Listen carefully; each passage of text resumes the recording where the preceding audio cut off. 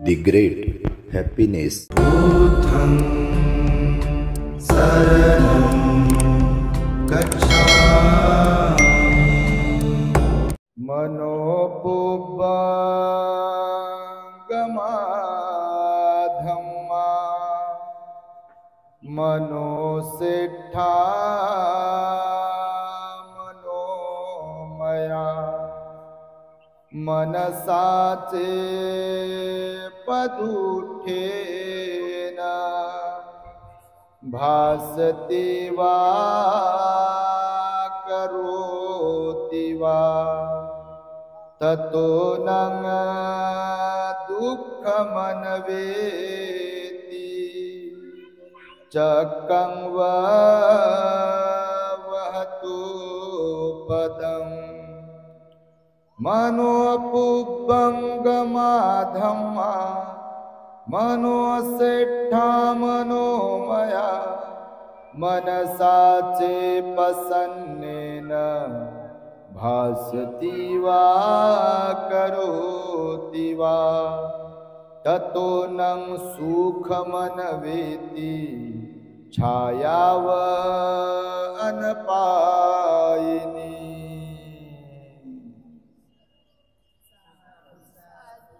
संपूर्ण विश्वाला ज्यांनी सुख शांती मानवता तथा दुःख मुक्तीचा आर्य संदेश दिला असे ते दुःख मुक्तीचे मार्गदाता दुःख मुक्त महामानव महान कारुणिक तथागत भगवान सम्यक संबुद्ध तथागतांनी आपल्या शुद्ध प्रज्ञेतून निर्मिलेला सद्धम्म आणि त्याच सद्धम्माचा गेली 2500 वर्षांपासून सातत्याने अहोरात्र प्रचार आणि प्रसार करणारा पूजनीय भिक्खू संघ या महान आणि सर्वश्रेष्ठ अशा त्रिरत्नांना प्रथमतः त्रिवार अभिवादन करतो।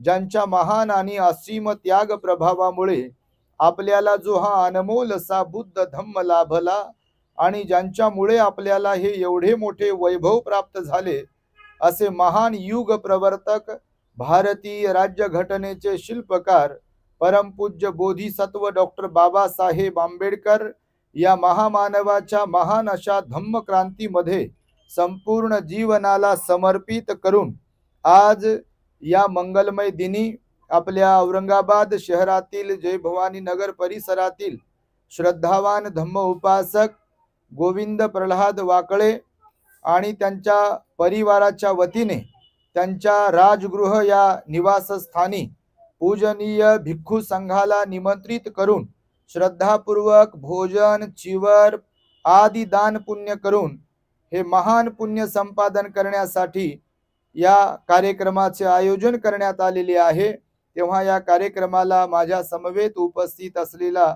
आमचा संपूर्ण श्रामणेर संघ, संपूर्ण वाकळे परिवार, खरात परिवार आणि वाकळे परिवाराचे सर्वच आप्तेष्ट नातेवाईक पाहुणे मंडळी तथा श्रद्धावान धम्म उपासक उपासिका बालक तथा बालिकांनो तद्वतच दी ग्रेट हॅपीनेस या आपल्या यूट्यूब चॅनलचे सर्वच दर्शक सर्वप्रथम तुम्हा सर्वांच्या प्रती मंगल मैत्री सद्भावना व्यक्त करतो आणि आपणा सर्वांच्या दुःख मुक्ती करिता तथागत भगवान बुद्धांद्वारा 2600 वर्षांपूर्वी उपदेशिलेल्या धम्मोपदेशास प्रारंभ करतो। आपण सर्वांनी शांत एकाग्र आणि श्रद्धायुक्त चित्ताद्वारे या अनमोल बुद्धवाणीला आपल्या हित सुखाकरिता श्रवण करावे, ग्रहण करावे। बऱ्याच दिवसांपासून म्हणण्यापेक्षा बऱ्याच वर्षांपासून आमच्या वाकळे साहेबांची फारच इच्छा होती, प्रचंड आग्रह होता की भंतेजींनी आमच्या घरी यावे, आमचे दान स्वीकारावे। विशेष म्हणजे मला वाटतं राजगृहाचा गृहप्रवेश सुद्धा आमच्याकडून व्हावा अशी त्यांची फार इच्छा होती, पण आमच्या व्यस्त शेड्यूलमुळे त्यांना आम्ही तारीख देऊ शकलो नाही, त्या गृहप्रवेशाला येऊ शकलो नाही। वाकळे साहेब आईबद्दल, वडिलांबद्दल, परिवाराबद्दल नेहमीच आम्हाला जेव्हा कधी फोनवर बोलणं होते तेव्हा सांगतात, आमच्या घरामध्ये भंतेजी रात्रंदिवस धम्मदेसना ऐकल्या जाते आणि घरामध्ये खूप चांगलं परिवर्तन घडलाय आणि तुम्ही यावेत अशी सर्वांचीच इच्छा आहे।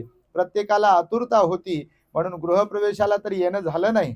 आणि मला वाटलं बापा आता हे गावावरून आलेत, छोटंसं घर असेल तर इकडे आल्यानंतर बघितला हा एवढा मोठा बंगला आपण बनवलाय. निश्चितच आपली मेहनत, आपली जिद्द, आपले प्रयत्न, आपली चिकाटी आणि आपला संघर्ष यामागे आहे. आणि त्याही पेक्षा पुढे जाऊन आपली जी बुद्ध धम्म संघावर आणि बाबासाहेबांच्या तत्वांवर जी श्रद्धा आहे आणि पुण्य कर्म करण्याची जी आपण कास धरलेली आहे, निश्चितच त्याची ही फलश्रुती आहे. आणि म्हणून शून्यातून आपण विश्व निर्माण केले असल्या कारणाने आपण एकदा वाकळे परिवाराचं सर्वांनी टाळ्यांच्या गजरांमध्ये स्वागत करा. आमच्या वाकळे आई मला वाटतं धम्मगिरीला गेल्या होत्या, इगतपुरीला शिबिरासाठी. तुम्ही गेले होते, वाकळे साहेबही गेले होते, सर्व साधक आहेत. तर तुमचं खरंच मनपूर्वक मी अभिनंदन करतो. तुम्हा सर्वांच्या प्रति विशेष मंगल मैत्री व्यक्त करतो. आज या भोजनासाठी सुद्धा आम्ही यावे ऍक्च्युली कुणालाच तारीख देत नाही आहे सध्या. तुम्हाला माहित असेल, मी तर डिरेक्टली स्टेटसवर पण ठेवतो की कोणी तारखेसाठी आग्रह करू नये, कारण सध्याची परिस्थिती काय आहे ते आम्हालाच माहिती आहे. एक तर डॉक्टरांनी सांगितलंय प्रवचन देऊ नका, वंदना घेऊ नका, धावपळ करू नका. दुसरी गोष्ट, आपलं इथून साजापूर, औरंगाबादला जे साजापूर गाव आहे तिथे आपल्या सेंटरचं काम सुरू आहे, बांधकाम सुरू आहे. वाकळे साहेब तिथेही 7-8 दरवाजे बनवून देणार आहेत. निश्चितच 2-3 दिवसांमध्ये त्याचं काम पूर्ण होईल. आणि तिसरी गोष्ट, आमच्या श्रामनेर संघ जो आहे बघा, इथे आता हे आमचे रत्नानंद भंतीजी आहेत, हे प्रज्ञानंद भंतीजी आहेत. परवाला त्यांची कायमस्वरूपी दीक्षा झाली आपल्या विहारामध्ये. काल हे आपले श्रद्धानंद भंतेजी आहेत आमचे शिष्य, त्यांची दीक्षा झाली. हे तीनही तरुण मुलं आपल्या धम्मदेशनांना श्रवण केल्यामुळे त्यांची बुद्ध धम्म संघावर त्यांच्या परिवाराची त्यांची श्रद्धा बसली आणि त्यांनाही वाटलं आम्हीही आमचं जीवन समर्पित करून बाबासाहेबांच्या चळवळीला वाहिलं पाहिजे, स्वतःमध्ये चांगला बदल घडून आणला पाहिजे आणि भगवान बुद्ध बाबासाहेबांना अभिप्रेत असलेलं एक आदर्श जीवन जगलो पाहिजे. म्हणून त्यांनी बघा परमनंटली आपल्याकडे दीक्षा घेतली. एकदा त्यांच्यासाठी सुद्धा आपण टाळ्यांच्या गजरांमध्ये त्यांचं स्वागत केलं पाहिजे. मानवी जीवन बघा अनमोल आहे. आम्ही नेहमीच सांगत आलो आहे, भगवान बुद्ध 2600 वर्षांपूर्वी सांगून गेले की प्रत्येकाला इथे कमी जास्त प्रमाणात सिमिलर असं शरीर प्राप्त झालंय. प्रत्येकाला 2च हात दिलेत, कुणाला 3, कुणाला 1 दिला नाही. प्रत्येकाला 2च डोळे दिलेत, कुणाला 4-5 जास्त पाहावं लागते म्हणून कुणाला 1च दिलाय, असाही काही विषय नाही. प्रत्येकाला 2 हात 2 पाय दिलेत, जास्त धावपळ करावं लागते म्हणून 4-5 गोगलगाईसारखे पाय दिलेत, असाही काही विषय नाही. प्रत्येकाला हृदय 1च दिलंय, पोट 1च दिले, प्रत्येकाला शरीर सारखंच दिलंय बघा, कमी जास्त, फक्त रंग कमी जास्त आहे, साईज कमी जास्त आहे, एवढाच फरक आहे. जात धर्म जरी कोणती असेल कुणाची, तरी शरीर इथून तिथून मनुष्याचं सारखंच आहे, पण स्वभाव मात्र सारखा नाही आहे. सारखा एका घरातल्या लोकांचा जरी विचार केला आणि कोणत्याही जाती धर्माच्या लोकांचा जरी विचार केला तरी स्वभाव मात्र सारखा नाही आहे. हालाकी माता पिता जरी तेच आहेत, पण त्यांचे जे अपत्य आहेत, त्यांची जी मुलं आहेत ती एकाच स्वभावाची नसतात. भगवंताला जेव्हा विचारलं की भगवान या जगामध्ये सर्वच लोक सारख्या स्वभावाची का नाहीत, तेव्हा भगवंताने त्या विचारणाऱ्याला प्रतिप्रश्न केला होता की या जगामध्ये, या सृष्टीमध्ये, पृथ्वीवरती जी आपल्या आजूबाजूला झाडं दिसतात, फळं दिसतात, फुलं दिसतात, ती तरी सारखी आहेत का? तुम्हालाही विचारतो, आहेत का सारखी? बिलकुल नाही. आता जांभळाचं सीझन आहे बघा, जांभळाचा कलर वेगळाच आहे, त्या झाडाचे पानं वेगळे आहेत, बरोबर आहे. जांभळाची साईज वेगळी आहे, त्याच्यातही जाती आहेत. छोटं जांभळ, गावरान जांभळ, सरकारी जांभळ तर विचारूच नका. आता ते हायब्रिड आले सगळं काही, कमीच कमी लवकरात लवकर फळं देणारे झाडं आलेत. झाड एवढंच आहे त्याला पेरू लागलेत, झाड एवढंच आहे त्याला आंबे लागलेत, झाड एवढंच आहे त्याला नारळ लागलेत. तर हे जरी वेगवेगळं असले तरी या जगामध्ये, सृष्टीमध्ये असलेले फळं, फुलं, झाडं, झाडांची पानं, त्याची साईज, त्याचा रंग, त्याचा गंध, ह्या सगळ्या बाबतीमध्ये एकता नाही आहे, भिन्न भिन्नता आहे. आहे की नाही? फळ फळच आहेत पण सगळे सारखे आहेत का? नाही. आता बघा इथे फळं आहेत, टरबुजाचा रंग हिरवा आहे, त्याची चवही वेगळीच आहे. आंबे पिवळसर दिसत आहेत तर सफरचंद गुलाबी रेड दिसत आहे. केळी पिवळसर दिसतील, हिरव्या दिसतील, रंगही वेगळा, गंधही वेगळा, चवही वेगळा आणि त्याचा आकारही वेगळा आहे ना वेगळे. पण निसर्गामध्ये, तर निसर्गामध्ये जसं वनस्पतींचं, झाडांचं भिन्नता आहे, वेगळेपण आहे, अगदी माणसांचंही तसंच आहे म्हणाले भगवान. जसं त्याचा बीजाचा परिणाम आहे, जांभळाचं बीज लावलं तर जांभळाचं झाड येईल, नारळाचं येईल का? नारळाचं झाड जर लावलं किंवा नारळामधून कोंब आणला आणि ते लावल्या गेलं तर त्याला बदाम येतील काय? त्याला खारका येतील काय? नाही. जे बीज पेरल्या जाईल तेच उगवते. अगदी मानवी जीवनामध्ये सुद्धा तसंच आहे म्हणाले भगवान बुद्ध. ज्या कोणत्या व्यक्तीचे जसे कर्मबीज असतील त्याचा स्वभाव तसा तसा बनत असतो. मी नेहमी सांगतो, लिंबावरचा गुळवेल हा जास्त गुणकारी असतो आणि इतर झाडांच्या वर आलेल्या गुळवेलापेक्षा. का? तर गुळवेलाचा वापर आयुर्वेदामध्ये यासाठी करतात की त्याच्यात कडवटपणा असतो, त्याच्यात गुणधर्म चांगले असतात आजाराला बरे करण्यासाठी. पण लिंबाचाही कडवटपणा त्याच्यात जेव्हा उतरतो तेव्हा तो अधिक गुणकारी ठरतो, म्हणून त्या गुळवेलाला महत्व आहे. म्हणून भगवान बुद्ध म्हणाले, मानवी जीवन जगत असताना ज्या व्यक्तीचं मन निर्मळ आहे, ज्या व्यक्तीचा आपल्या वाणीवर संयम आहे, ज्या व्यक्तीचा आपल्या शरीरावर संयम आहे, ज्या व्यक्तीचा आपल्या मनावर संयम आहे, ती अशी संयमाने वागणारी, संयमाने बोलणारी व्यक्ती एखाद्या कुटुंबामध्ये जरी जगत असेल किंवा सार्वजनिक जीवनामध्ये जरी वावरत असेल तरी ती व्यक्ती त्या ठिकाणी प्रसन्न, आनंदी आणि खुश राहू शकते. पण लय पैसा, धन दौलतन, ज्ञानन बापा विचारूच नका, साऱ्या दुनियेचं ज्ञान जरी असेल पण मनच चांगलं नसेल, मन गढूळ असेल, याला नाव ठेव, त्याला नाव ठेव, अहंकाराने वावर, याला तुच्छ लेख, त्याला तुच्छ लेख, बायको बरोबर नाही म्हणते, नवरा बरोबर नाही म्हणते, पोरगा बरोबर नाही, पोरगी बरोबर नाही, सासू बरोबर नाही, सून बरोबर नाही म्हणते, कोणीच बरोबर नाही म्हणते, माझा झेंडा म्हणते, मीच बरोबर आहे म्हणते. असे जे लोक असतात ते जीवनामध्ये कधीच प्रसन्न, सुखी आणि आनंदी जीवन जगू शकत नाही. जरी ते दिसायला गोरे गोमटे असले, समजा तुम्ही नाही बापा, तुम्ही तर लय चांगले, पण जे कोणी असे असतील, समजा रंगरूपाला जरी सुंदर असतील पण मन जर सुंदर नसेल तर त्यांची सुंदरता ही काळवंडली जाते.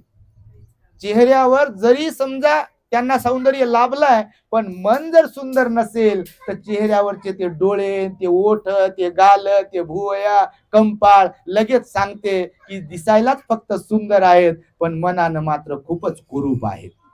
असं तुम्हाला दिसत असेल काय? तुम्ही काय काय असे अज्ञानी आहेत असं काही नाही. म्हणून काही काही लोकांकडे पाहिल्यावर आपल्याला प्रसन्न वाटते आणि काही काही कडे पाहिलं की आपल्याला वाटते यांना कट मारू की काय आता. बघा तुम्ही, म्हणून दिसण्याचा, रंगरूपाचा, ज्ञानाचा, श्रीमंतीचा, धनाचा, ते आपण कोण आहोत, काय आहोत याचा फरक जास्त नाही आहे. फरक आहे फक्त आपल्या स्वभावाचा. आणि म्हणून भगवान बुद्ध म्हणाले, कर्म विपाकाने, आपल्या कर्म बीजाने आपला स्वभाव तयार होत असतो. म्हणून स्वतःला चांगलं बनवलं पाहिजे. कारण जीवन छोटसच आहे बघा. आज तुम्ही पाहत असाल टीव्ही वरती, वर्तमानपत्रांमध्ये, कोण कधी जाईल, कुणाला कधी कुठे मृत्यू येईल आणि कोणत्या वयात येईल हे सांगता येते काय? आपल्या आजूबाजूला रोज बघा कोणाची ना कोणाची गाडी जाते स्मशानभूमीवर, नाही का? कोणाची पण गाडी जाऊ शकते, कोणाचंही बटन दबू शकते. आईच्या उदरात असतानाही बाळ मरतात, अगदी बाल्य वयातही असलेली बाळ मरतात, भर तारुण्यातही मृत्यू येतात, मध्य वयातही मृत्यू येतात, म्हातारपणातही मृत्यू येतात. श्रीमंतही जाण्यासाठी येतात, गरीबही जाण्यासाठी येतात. आणि जे कोण्या जाती धर्माचं लेबल लावून जगत असतील, कितीही मोठी शेखी मिरवत असतील आणि कितीही मोठ्या अहंकारात ज्ञानी आहे, श्रीमंत आहे म्हणून वावरत असतील, तर परमनंट इथे कोणी तिकीट काढून आलेलं नाही. आले कोणी? आपण म्हणू म्हणण्यासाठी की मला काहीच होत नाही, मी 100 वर्ष जगतो, पण ते म्हणण्यापुरतंच आहे फक्त.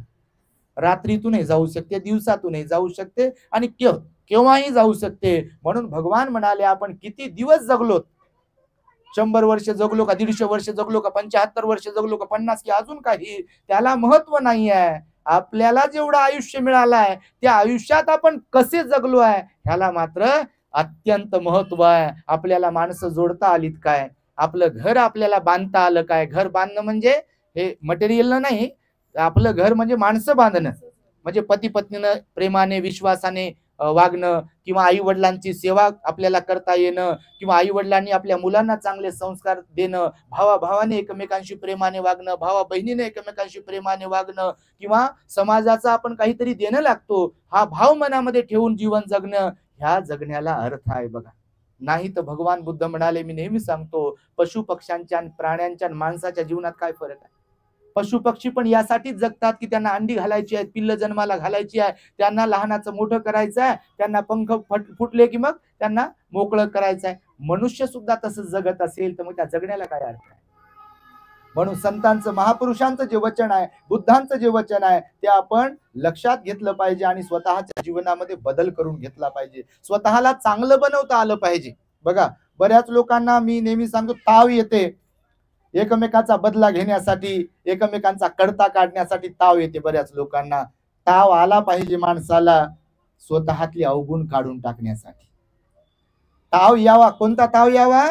लोकांचे अवगुण उजागर करण्यासाठी नाही, तर स्वतःचे अवगुण नष्ट करण्यासाठी, स्वतःला चांगलं बनविण्यासाठी, स्वतःला सिद्ध करण्यासाठीचा ताव आला पाहिजे. तेच लोक जीवनामध्ये पुढे आणि पुढे जाऊ शकतात. आणि हीच भगवान बुद्धाची शिकवण आहे. भगवंताने त्या काळामध्ये सुजाता, विशाखाला, मिगार माता विशाखाला, अनाथ पिंडकाला, राजा बिंबिसाराला, प्रसेनजिताला किंवा त्या काळातील ब्राह्मण, क्षत्रिय, वैश्य आणि शूद्र या लोकांना हाच उपदेश केला. बघा, उद्ध्वस्त झालेला पटाचार्याला हाच उपदेश केला की वेळ पुन्हा येत नाही. जीवन असं आहे की पुन्हा पुन्हा काही चान्स पुन्हा पुन्हा मिळत नाही. जसं की बालपणातच बालपण आहे, तारुण्यातच तारुण्य आहे आणि मध्यवयातच मध्यवय आहे. एकदा निघून गेलं की लाख तुम्ही पैसे देतो म्हणा किंवा अजून काय काय देतो म्हणा, परत मिळू शकत नाही. बघा, काही गोष्टी अशा आहेत, मायबाप एकदा गेले परत नाही. माझं चुकलंय, त्यांच्याशी नीट वागलो नाही, सेवा करायला भेटली नाही आणि आता पुन्हा येऊ दे. कुठून येऊ दे? मशीन मध्ये बनतात का मायबाप? किंवा आपली माणसं जेव्हा चुकतात किंवा आपण चुकतो आणि नंतर आपल्याला जाग आली पश्चाताप होऊन की अरे गड्या, तसं बोलायला नव्हतं पाहिजे होतं, तसं मारायला नव्हतं पाहिजे होतं, तसं करायला नव्हतं पाहिजे होतं, समजा कधीतरी उगवलंय, उपयोग होते का त्याचा? काही उपयोग होत नाही. कारण शरीराला झालेला घाव भरून निघू शकतो, म्हणजे एखाद्या काही शस्त्राने केलेला घाव भरून निघू शकतो, परंतु आपल्या मनाचा घाव जो असतो, आपल्या बोलण्यामुळे, वागण्यामुळे इतरांना आपण दिलेला, तो भरून निघत नाही. बघा, आणि त्यामुळे भगवान म्हणाले जीवन खूप अनमोल आहे, सुंदर आहे, त्याला सुंदर बनवता आलं पाहिजे. हे शरीर चांगल्या कामात आपल्याला लावता आलं पाहिजे, वाणी चांगल्या कामात लावता आली पाहिजे, हे मन चांगल्या विचारांचं माहेरघर असायला पाहिजे, तर जीवन सुंदर आहे. नाही तर नरकाचं माहेरघर आहे. आणि नरकाचं माहेरघर म्हणजे काय? तर सगळं असून मी सांगतो तसं मग आपल्या बॅटरीतला, आपल्या घड्याळातला शेल संपल्यावर जसं घंट्याचा, मिनिटाचा, सेकंदाचा काटा जागेवरच असा करते, टिक टिक.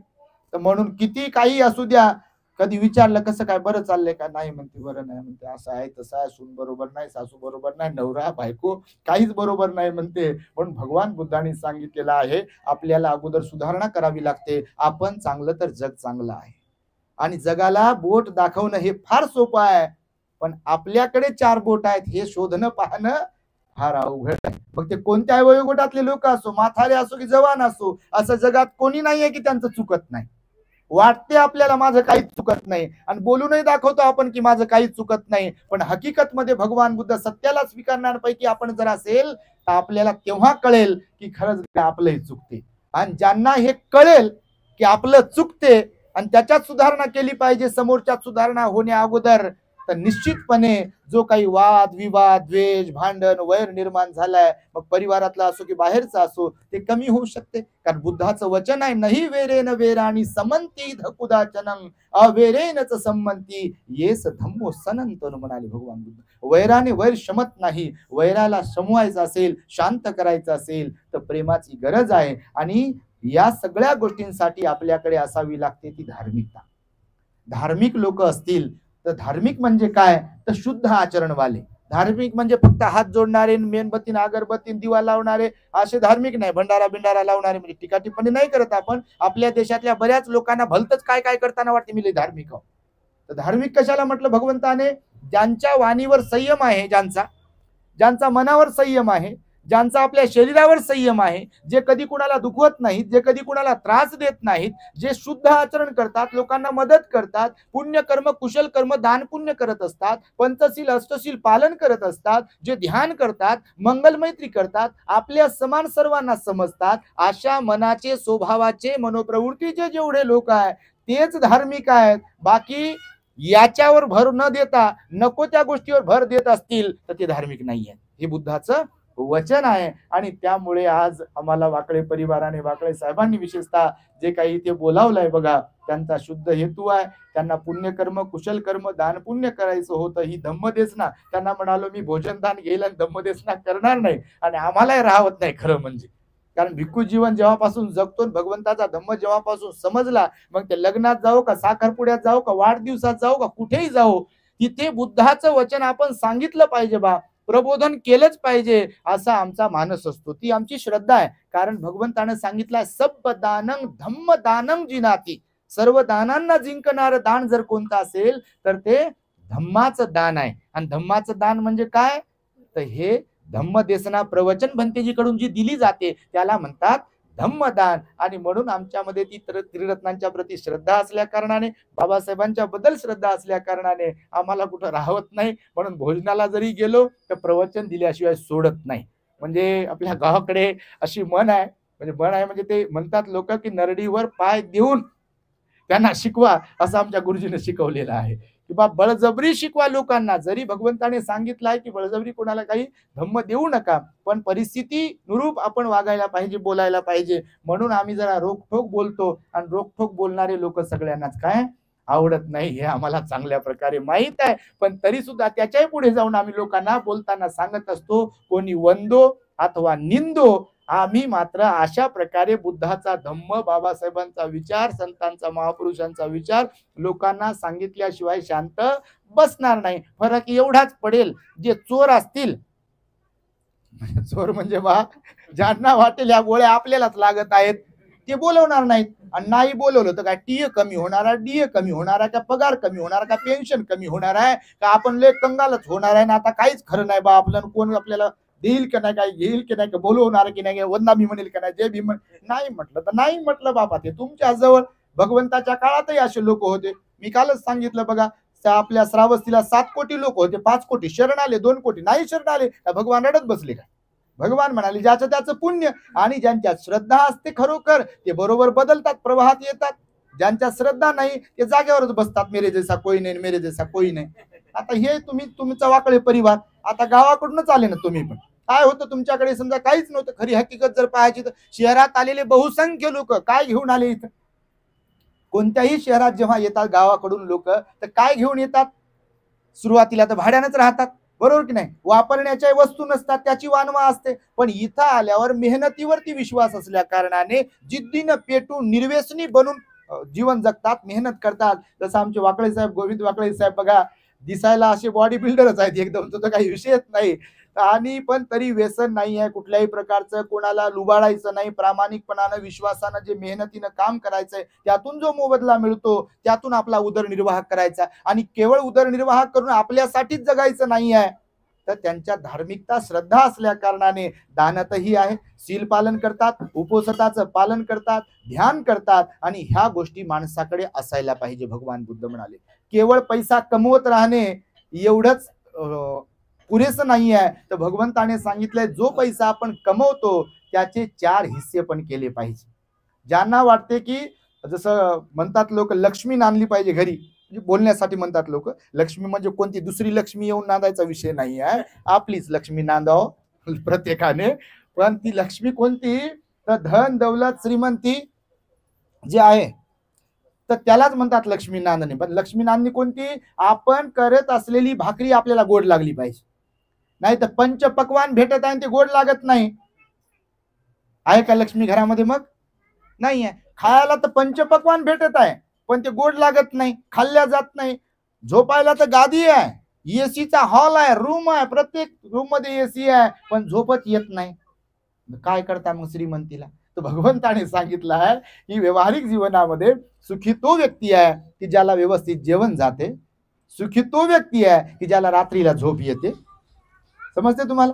सुखी तो व्यक्ती आहे की जो बिना कामाचा ताण घेत नाही. सुखी तो व्यक्ती आहे की ज्याच्या चेहऱ्यावर सदा सर्व काळ स्माइल असते, हास्य असते. सुखी तो व्यक्ती आहे की भेटल त्याला नमस्कार करणे, सेकंड करणे, बसा, चहा घेता का, जेवण घेता का, तब्येत वगैरे बरी आहे का, असं विचारपूस करणारी व्यक्ती सुखी आहे. नाही तर आपल्यातच मलाच पाहन फुलं वाहा आणि मलाच विचारा, मला कुंकूच लावलं नाही म्हणते, मला हळदच लावलं नाही, मी दिसलोच नसेल का, आणि माझ्या अगोदर त्या छोटीला कसं काय लावलं आणि मोठी असून मला कसं काय सोडलं, आणि मला तर आहेरच घेतला नाही म्हणते, आणि घेतला तर 150 रुपयाचा घेतला आणि त्यांना कसा 500 रुपयाचा घेतला. बापा रडतच बसा, मग तुमच्या वाट्याला तर सुख कधीच येणार नाही. जेवढ्या अपेक्षा वाढवल्या तेवढ्या दुःख आहे बघा.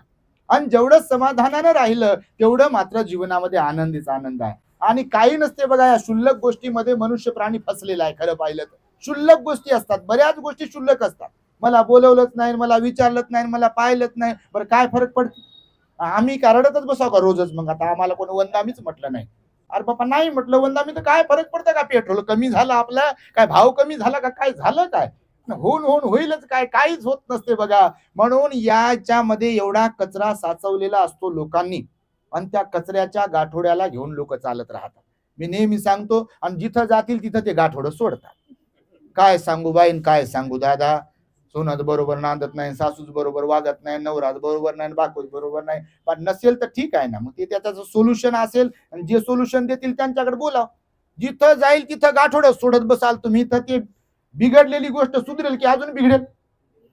हा, समजा एखादा काही कपडा फाटलाय, इकडनं एकानं पकडला आणि दुसरीकडून दुसऱ्यानं पकडला, आणि ते तिकडे वरतील आणि हे इकडे वरतील, तर ते कपडा फाटल, हे जागेवरच राहील की अजून जास्त फाटत? संसाराचं गणित असंच आहे बघा, तुम्हाला सांगतो. कारण भगवान बुद्धांना जेव्हा विचारलं जगात चांगले लोक जास्त आहेत की वाईट लोक जास्त आहेत, तर काय उत्तर आलं असेल? वाईट लोक जास्त आहे. म्हणून तुमचं दुःख तुम्ही कोणाला सांगायला बसलात की नाही, तर पहिली गोष्ट तर दुसऱ्याला ते आवडत नाही. तुम्हाला अनुभव आला असेल तर बघा, ते दुःख आवडत नाही कोणाला. आपण दुःख सांगायला गेलो की लोक ऐकून घेत नाहीत, आणि जर ऐकून घेतलं तर लोक असं पेट्रोलच्या कॅनी घेऊन बसलेले असतात. तुम्ही समजा सांगितलं की आमच्या घरी बरोबर नाही हो, असे वागतात, तर ते ऐकणारे जे कोणी असेल, एखादी माता भगिनी असेल माझी, किंवा भाऊ कोण असेल, तर ते म्हणतात असं, अरे बाप, एवढं तुम्हाला बोलतात आणि एवढं मारतात बाबा, हात तर लय सुजलेला दिसते. आणि हे बिचार इमोशनल असते बाई, असो का माणूस असो, हे भावनिक होऊन सांगते, आणि ते समोरच्याला वाटते हा आता आपला असर होऊ लागला, ते अजून जास्त रॉकेल, पेट्रोल, डिझेल जे काही आहे ते ओतत ओतत भडकात उठवते, आणि हे म्हणते मी आता आत्महत्याच करतो, म्हणते जीवच देतो म्हणते, आणि देते जीव. काही काही लोक देतात बापा. तर भगवान बुद्ध म्हणाले, म्हणून कोणालाही दुःख सांगत बसू नका. दुःखी प्रत्येकच जण आहे, फक्त दुःखाचा प्रकार आणि प्रमाण कमी जास्त आहे. म्हणून दुःख सांगत बसायचं नसते, तर दुःख नष्ट करण्यासाठी धम्माचं आचरण करायचं असते. समजलं तुम्हाला? दुःख सांगत बसायचं नसते, दुःख पाखडत बसायचं नाहीये. कारण इथे कोण दुःखी नाही. तुम्ही तुमचा जो कोणता प्रॉब्लेम समोरच्याला सांगाल, प्रॉब्लेम मध्ये ते पण असतात. फक्त समोरचे आपण दुःख सांगत असताना आपल्याला भडकवण्याचाच विचार करतात, आणि म्हणतात असं आमच्यात लग्नाला 25 वर्ष झाले म्हणते बोट लावलं नाही. हालाकी मार खालीला असते कितीतरी वेळेस, रोजच, पण सांगायला मोठेपणा सांगायचा आहे आपला. बघा ना तुम्ही, आता हे सुंदर घर बनवलं की नाही, तर तुम्ही लोकांना आता पाहुण्याला बोलवलं असेल, पाहुणे आले असतील, तर पाहुण्यांचे समजा तुम्ही म्हटलं बा हे आम्ही आरसा घेतलाय, फार भारीचा आहे, आता घर पाहिलं मी, खरंच घर लय भारी बनवलं बाबा, आणि बनवलंच पाहिजे, बाबासाहेबांची पुण्याई आहे, तुमचे पुण्यकर्म आहे. कुडाचे घर गावाकडे असलेली माणसं, ज्यांच्या सावलीचा विंटाळ होत होता हो, ग्लास, तांब्या, वाटी जर शिवली तर ते घासून धुवून घ्यावं लागायची, शिवू द्यायची नाही लोक. ही एवढी परिस्थिती तेव्हा होती. बघा बाबासाहेबांना मालामाल केलं बघा, शहरामध्ये घर बनवू शकतो, आणि ते पण टोले जंगल, त्याला बाबासाहेबांच्याच घराचं नाव दिलं. हे विशेष म्हणजे बाबासाहेबांच्या घराचं नाव दिलं राजगृह. आणि ही एवढं मोठं परिवर्तन जे काही आहे हे बाबासाहेबांच्या मुळेच झालेलं आहे. परंतु जर घरामध्ये पाहुण्यांना बोलवलं, त्यांना दाखवलं आमचा टीव्ही असा, आमचं घर असा, आमचा हॉल असा, तर सगळेच काय चांगल्या मनाचे कौतुक करणारे नसतात. तुम्हाला सगळ्यांनाच अनुभव येत असेल. समजा तुम्ही म्हटले बा आम्ही टीव्ही आणलाय तिथून त्या दुकानातून, तिकडनं कशाला आणला मला विचारायचं असतं, म्हणते मी त्या दुकानातून तुम्हाला स्वस्तात घेऊन, तुम्हाला फसवलं मी. तुम्ही जर सांगितलं या मिस्त्रीला, या कॉन्ट्रॅक्टरला दिलं होतं काम, कसं काय बरं जमलंय का काम, ते म्हणते अरे तुम्हाला फसवलं की हो, मला सांगायचं असतं, म्हणजे मी त्यांना सांगितलं असतं, त्यांनी फार कमी पैशात कमी दिली. तुम्ही कोणालाही काही सांगा, फार कमी लोकांकडून कौतुक होते, जास्त लोकांकडून निंदाच होते. हे तुम्हाला मी अनुभवाने सांगतो. कारण भगवान बुद्धाचंच वचन आहे, या जगामध्ये निंदक जास्त असतात आपले, आणि कौतुक करणारे, प्रशंसा करणारे, आपल्याला समजून घेणारे कमी लोक असतात. पण भगवान बुद्ध म्हणाले, कोणी निंदा करो आणि कोणी आपलं प्रशंसा करो, ह्याचा विचार न करता आपण स्वतःशी प्रामाणिक वागून पुढे आणि पुढे जायचं असते. आणि त्यासाठी आपल्या कमाईच्या 4 हिस्से करायचे असते. सत्य शेवटी मी तुम्हाला सांगतो, पहिला हिस्सा माता पित्यांच्या सेवेसाठी काढून ठेवायचा असतो. त्याच घरात लक्ष्मी नांदते. मी आता जे म्हणालो तुम्हाला, त्याच घरात बरकत येते, त्याच घरात लक्ष्मी नांदते, त्याच घरातली संपत्ती, म्हणजे 2चे 4 होऊ शकतात, 4चे 8 होऊ शकतात, 5चे 50 होऊ शकतात. त्याच घरात सुखशांती नांदू शकते, ज्या घरात येणारी संपत्ती, धन दौलत जिचे 4 हिस्से त्या घरातल्या लोकांकडून केले जातात. बुद्धाचं वचन आहे, तुम्हाला सांगतो. अनाथ पिंडकाला भगवंताने हा उपदेश केलेला आहे. भगवान बुद्ध अनाथ पिंडकाला म्हणाले, ज्या लोकांना वाटते की धन संपत्ती सुख देते, निश्चितच सुख देते म्हणाले भगवान बुद्ध, धन संपत्ती श्रीमंती, पण जेव्हा त्या धन संपत्तीचे 4 हिस्से 4 भाग केल्या जातील. तर भगवंताला विचारलं की कोणते 4 भाग, कसे 4 भाग करायचे? तर भगवंताने अनाथ पिंडकाला सांगितला, पहिला भाग करा. समजा तुम्ही पैसे कमवत असाल, 100 रुपये जर कमवले, त्या 100 रुपयाचे 4 भाग केले पाहिजे, तर ते 100 रुपये तुम्हाला बरकत देतील. तर कोणते? पहिला भाग करा म्हणाले भगवान बुद्ध. त्या उदाहरण म्हणून सांगतो, 100 रुपयातले जे 25 रुपये आहेत पहिला भाग, तो माता पित्यांच्या सेवेसाठी वेगळा काढून ठेवा. कारण माता पिता म्हातारी झालेले आहेत, माता पिता आजारी असतात, ते म्हातारे असतात, त्यांना कपडा लत्ता, औषध, दवाखाना, गोळ्या औषध किंवा अजून काय कमी जास्त असेल तर त्याच्यासाठी तुम्ही पहिला एक हिस्सा वेगळा काढून ठेवला पाहिजे. असं नाही म्हटलं पाहिजे सगळंच आपण खर्चून घेऊन आता माझ्याकडे पैसेच नाही आणि मी कुठून आणू. बरोबर आहे, हिस्से करायला शिकलं. भगवंताने मॅनेजमेंट शिकवले घराचं. बघा तुम्हाला ही अर्थव्यवस्था भगवंताने शिकवली त्या काळामध्ये, की लोक कंगाल बनू नये, गरीब बनू नये आणि लोकांना मिळकतीतून सुख मिळालं पाहिजे खऱ्या अर्थाने. आजही लोक पाहतो मी बरेच कमवतात भरपूर, पण काहीच शिल्लक राहत नाही. माहिती तुम्हाला, कमवतात भरपूर पण संध्याकाळ झाली की दारून ते अजून काय काय येते आणि ते कुठं कुठं ते गायब करतात पैसे, उद्या दुसऱ्या दिवशी भिकायला लागतात. येतात का पैसे? बघा तुम्ही, हे फार वाईट आहे. तुम्हाला सांगतो, गरीबच का राहतात त्याला हे पण एक कारण आहे तुम्हाला सांगतो. कारण मॅनेजमेंट नाहीये, व्यवस्थापन नाहीये. भगवंतांनी त्या काळात सांगितलं, पहिला हिस्सा माता पित्याच्या सेवेसाठी ठेवा. कारण या जगात जागरूक देवस्थान जर कोणतं असेल, अंतर्मनातून आपल्याबद्दल मंगल मैत्री शुभाशीष व्यक्त करणारे जर कोणी असतील तर ते मायबाप असतात, माता पिता असतात. बघा, हे नेहमी सदैव लक्षात ठेवलं पाहिजे. कोणी पण कोणत्याही जाती धर्माचे असो, सदैव माता पिता आपलं हितच चिंतत असतात आणि त्यामुळे पहिला त्यांच्या सेवेसाठी हिस्सा ठेवला पाहिजे. दुसरा हिस्सा जो आहे, मूल बाळ बायको यांचा संगोपन सांभाळ करण्यासाठी ठेवला पाहिजे. मूल बाळ बायको यांचं संगोपन केलं पाहिजे ना, त्यांचा सांभाळ केला पाहिजे. मुलांना काय लागते काय नाही लागत, पत्नीला काय लागते काय नाही लागत, किंवा पत्नी कमवत असेल तर पतीला काय लागते काय नाही, कमी जास्त सगळ्या गोष्टी, कपडा लत्ता, शिक्षण, वस्तू वगैरे याच्यासाठी दुसरा हिस्सा काढून ठेवला पाहिजे. नाही तर बघा, बऱ्याच घरांमध्ये महिला कोणी म्हणत असेल आमच्याकडे पैसाच नसते, मला हेच देत नाही. माणूस म्हणेल माझ्याकडे पैसाच नसते, हेच देत नाही. पोर परेशान असतात, कोणी बाई परेशान असते, कोणी माणसं परेशान असतात आणि घरामध्ये खरंच कोणाकोणाच्या काहीच नसते. पैसा तर येतो पण घरामध्ये तो बरकत देत नाही. म्हणून ही दुसरा हिस्सा सांगितला भगवंताने, भाग सांगितला की पती पत्नी किंवा मुलं बाळ आणि आपल्या घरादारासाठी तुम्ही वापरला पाहिजे. तो दुसरा हिस्सा कमी पडला नाही. कुणाला भीक मागणाऱ्यांपैकी नसलो पाहिजे. आपल्या घरातल्या कोणत्याही व्यक्तीने दुसऱ्यांसमोर असे हात पसरले नाही पाहिजे. गावाकडे काही लोक असतात बघा, आता मिळत नाही म्हणून ती गोष्ट वेगळी, पण पीठ देता का, भाजी देता का, उस्तव देता का, हे देता का, ते देता का, जिंदगीभर देता का, कुठं पंगत उठते का, तिथं जाऊ का, बसू का, आणि बुंदी लपून आणू का, नुकती लपून आणू का, अजून गाठोडं भरून ठेवू का? तर मला सांगा कशी बरकत येईल? घेण्याचाच भाव असेल तर बरकत येत नाही, देण्याचाही भाव असायला पाहिजे, खर्च करण्याचाही भाव असायला पाहिजे. म्हणून भगवंताने सांगितलं, आपल्या घरात कोणी भीक मागणारा नसलं पाहिजे, दुसऱ्याकडचं लुबाडणाऱ्यांची मानसिकता आपल्या घरात कोणाकडे नसली पाहिजे. म्हणून दुसरा हिस्सा भाग ठेवला पती पत्नी मुलं बाळ यांचं संगोपन करण्यासाठी. तिसरा भाग सांगितला भगवंताने, जो कोणता तुम्ही व्यवसाय करता, जी कोणती तुम्ही नोकरी करता, व्यवसाय करता, जी इन्व्हेस्टमेंट आहे, त्या इन्व्हेस्टमेंटसाठी तिसरा हिस्सा सांगितला भगवंताने. कारण तुम्हाला जर तुमचा बिझनेस, तुमचा व्यवसाय वाढवायचा आहे, कुठलाही व्यवसाय जे लोक करत असतील तर तो व्यवसाय करत असताना त्याच्यासाठी तुम्हाला इन्व्हेस्ट करावं लागेल ना, बरोबर की नाही? म्हणून तिसरा हिस्सा तुमचा उदरनिर्वाह करण्यासाठी तुम्ही काढून ठेवा असं भगवंताने सांगितलं आहे. कारण तुम्ही इन्व्हेस्टमेंट केली तर तुम्हाला त्याचा रिझल्ट मिळेल, त्याचं फळ मिळेल, तुम्हाला दोनाची चार करता येईल. पण तुम्ही जे आलंय खायचंय आणि बाकी काय, मग कधी संकट आलं, कधी काही लग्न कार्य आहे, कधी मुलांची फीस भरायची आहे, कधी कोणता आजारपण आहे आणि तिथं पैसे लागतात, तेव्हा मग, बरोबर की नाही? तर म्हणून भगवंताने सांगितलंय तिसरा हिस्सा आपल्या व्यवसायासाठी, व्यापारासाठी काढून ठेवा. आणि चौथा हिस्सा जो आहे, भाग आहे, तो अत्यंत महत्वाचा, म्हणजे भगवान बुद्ध म्हणाले तो दान पुण्यासाठी काढून ठेवला पाहिजे. माहिती तुम्हाला, भगवंताचं वचन आहे, चौथा हिस्सा दान पुण्यासाठी. त्याच घरात त्याच पैशाला बरकत येऊ शकते की ज्या घरात हे 4 हिस्से केल्या जाऊ शकतात. म्हणून भगवंताच्या काळात राजे लोक असो, प्रधान लोक असो, गरीब लोक असो, श्रीमंत लोक असो, कोणी असो, भगवंताने ज्या 10 पारमिता शिकवल्या जीवनाला परिपूर्ण बनविण्यासाठी, त्याच्यामध्ये एक पारमिता दान पारमिता पहिलीच पारमिता आहे बघा.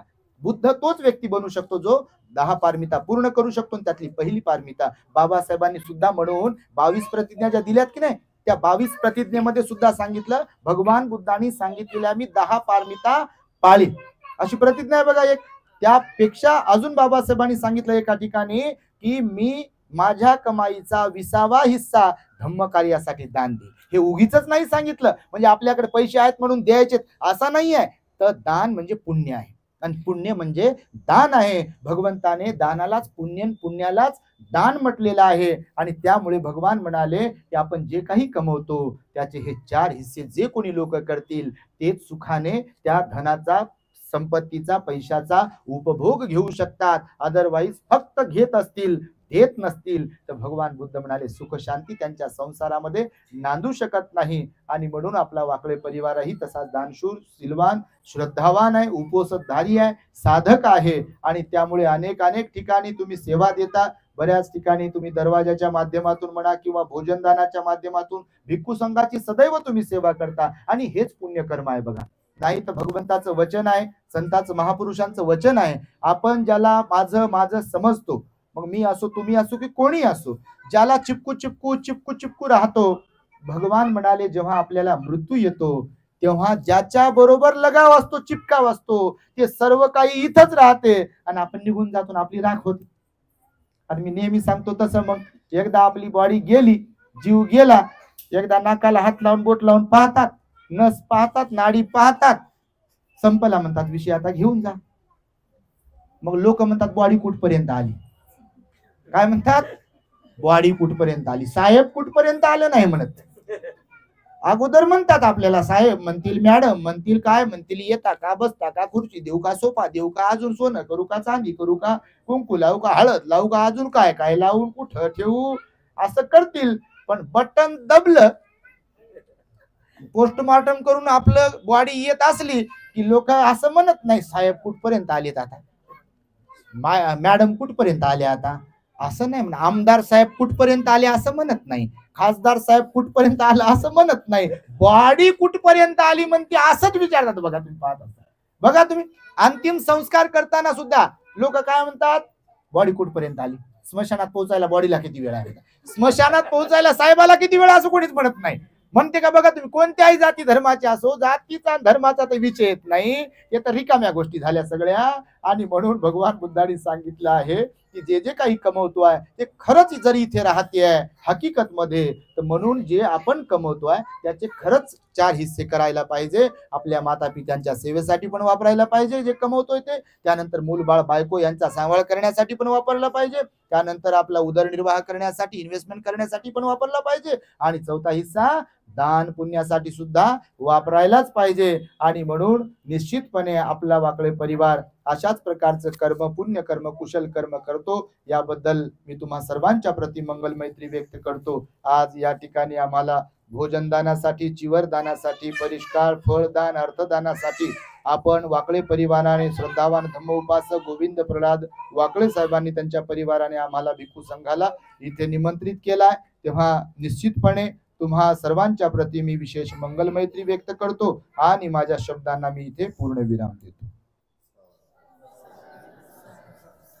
भवतो सब मंगलम रखंतो सब देवता सब बुद्धानुभावेन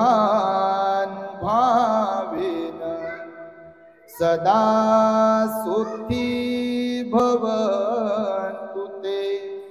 भवतु सब मंगलम रखन्तु सब देवता सब धम्मानुभावेन सदा सुखी भवन्तु ते. भवतु सब मंगलम रक्षन्तु सर्वदेवता सर्वसङ्घानुभावेन